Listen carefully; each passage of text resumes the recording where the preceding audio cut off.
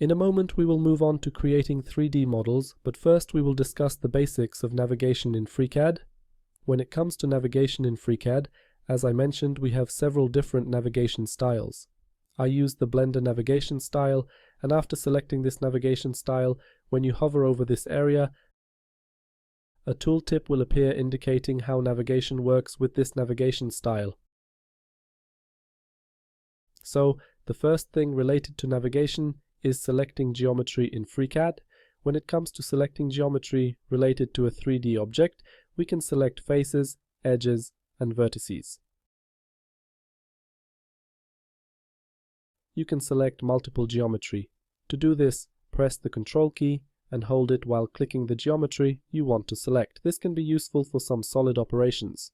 As for rotating, we do it by pressing the mouse wheel and simply moving the mouse, and the object will rotate.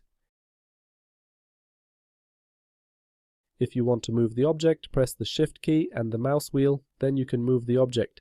If you want to zoom in or out of the view, we also do this using the mouse wheel. By scrolling the mouse wheel, we zoom in and out of the view. If you press both the left and right mouse buttons, you can move the object.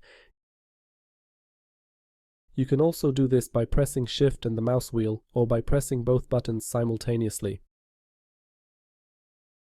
And also, when it comes to selecting geometry, we have geometry selection modes here. We can choose vertex selection mode, and then we can only select vertices. If we select edge selection mode, we can only select edges. Next we have face selection mode, then we can select faces, or we choose this option, and then we can select all elements of the object. Selection modes can also be useful in some cases.